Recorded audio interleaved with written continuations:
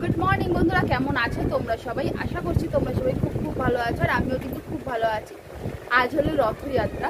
তো রথযাত্রার অনেক অনেক অনেক শুভেচ্ছা তোমাদেরকে। যারা আমার খুদে সদস্য রয়েছে তাদেরকে বলি খুব সুন্দরভাবে রথতরিটা না, যারা বয়স্ক রয়েছে বা যারা আমার মতন এজে তাদেরকেও বলছি খুব খুব ভালোভাবে রথযাত্রা সেলিব্রেট করো। তো আমি কীভাবে সেলিব্রেট করো সেটা তো দেখাবোই, কিন্তু এখন ঘড়িতে বেজে গিয়েছে 9টা।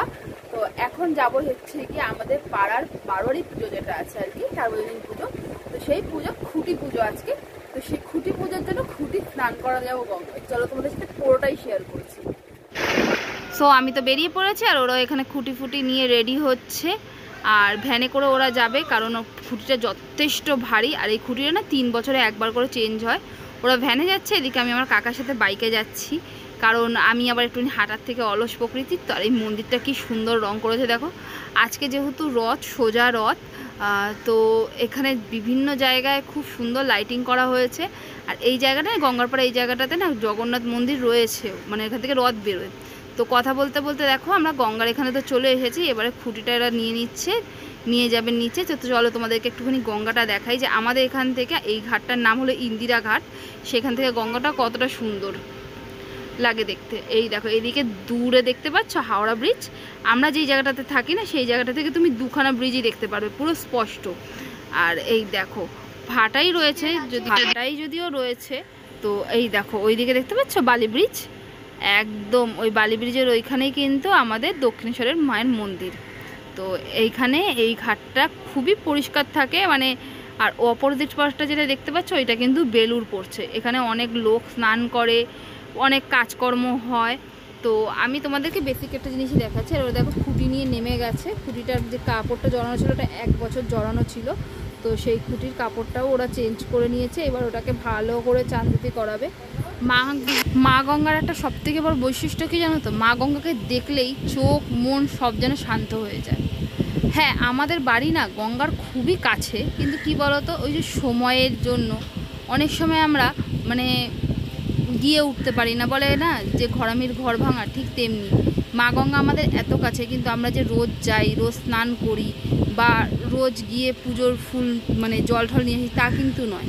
ওই আমরাও 1-8 দিন খুব বড় পুজো টুজো পড়লে সেরকম। তবে ওদের চান হয়ে গেছে, তো আমরা চলো পাশের মন্দিরগুলো একটু ঘুরে দেখাই। আর এই শিব মন্দিরটা এই গঙ্গা মন্দিরের সঙ্গেই রয়েছে।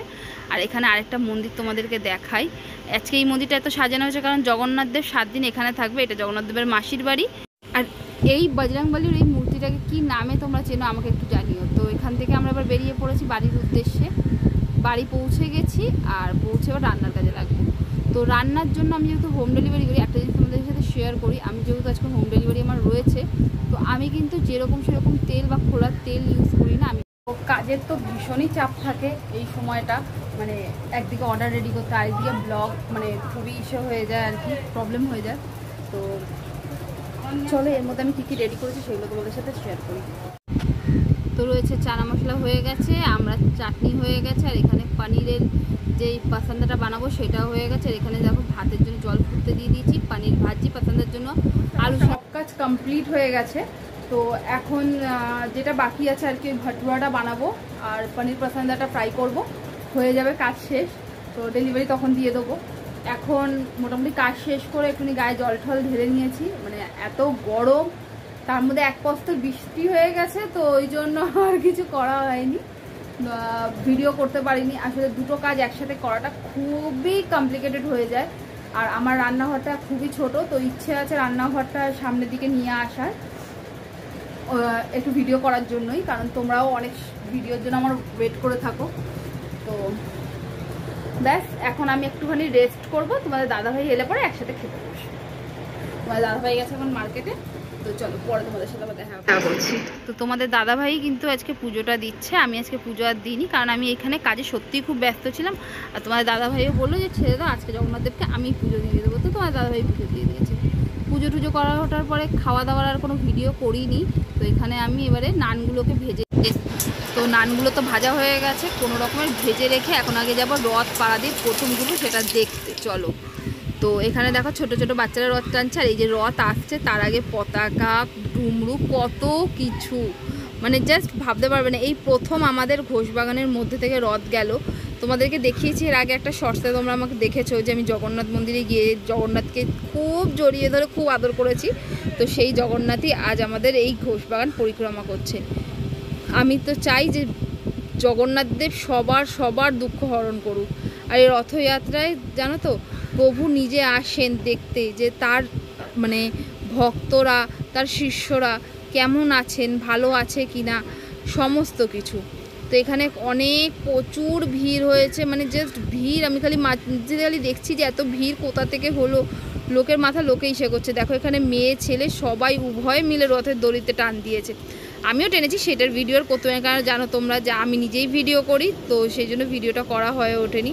আর এই যে রথ চলে যাচ্ছে, আর এখানে পাঁপড় ভাজা হচ্ছে। আর এখানে আমি বাড়িতে এসে আগে ডেলিভারি রেডি করে নিয়েছি। ডেলিভারি রেডি করার পরে দেখছি যে প্রসাদ দিয়ে গেছে জিলেপি আর পাঁপড়।